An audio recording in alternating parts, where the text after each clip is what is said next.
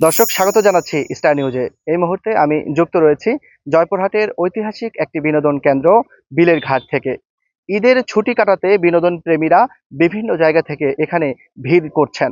আমরা দুপুর থেকেই এখানে দেখতে পেয়েছি দর্শনার্থীদের সরগম।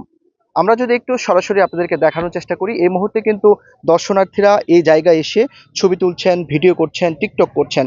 এখানকার সম্পর্কে যদি একটু আপনাদেরকে জানিয়ে রাখি, জয়পুরহাটের 5টি নদী রয়েছে, তার মধ্যে একটি উল্লেখযোগ্য নদী তুলসীগঙ্গা নদী।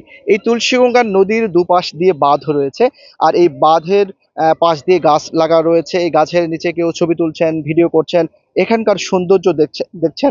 শহর থেকে বেরিয়ে এসে প্রাকৃতিক পরিবেশে একটু বিনোদন নেওয়ার জন্য, একটু স্বস্তি নেওয়ার জন্য এখানে দর্শনার্থীরা, বিনোদন প্রেমীরা এসে ভিড় করছেন। আমরা যদি একটু আপনাদেরকে দেখানোর চেষ্টা করছি যে এই তুলসীগঙ্গা নদীর উপরে যে একটি ব্রিজ রয়েছে, সেই ব্রিজের উপরে কিন্তু দর্শনার্থীরা ছবি তুলছেন, ভিডিও করছেন, এখানকার সৌন্দর্য উপভোগ করছেন। সব মিলে নিরাপত্তার কথাও যদি বলি, এখানকার পুলিশের সাথেও কথা বলেছি। এখানে যেহেতু ঈদের পরে সমাগম বেশি ঘটছে দর্শনার্থীদের, সেক্ষেত্রে নিরাপত্তা দেওয়ার জন্য পুলিশ প্রশাসন এখানে ব্যাপক পদক্ষেপ নিয়েছেন। আমরা কথা বলেছি স্থানীয় প্রশাসনের সাথে। তারা বলছেন যে এই জায়গাগুলোতে বিনোদন প্রেমীদের উপচে পড়া ভিড়ের সময় কিন্তু নিরাপত্তা দেওয়া হয়, এবং পুলিশ, র্যাবের টহল আমরা দেখতে পেয়েছি।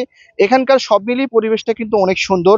আমরা সকাল থেকেই দেখতে পেয়েছি এখানে দর্শনার্থীরা আসছেন এবং এই জায়গাটা তারা উপভোগ করছেন। সব মিলিয়ে বলা যায় জয়পুরহাটের ঐতিহাসিক কোনো বিনোদন কেন্দ্র না থাকায় এই জায়গাগুলোতেই বিনোদন প্রেমীরা ভিড় করছেন। এই ছিল জয়পুরহাট থেকে বিনোদনের সর্বশেষ খবর।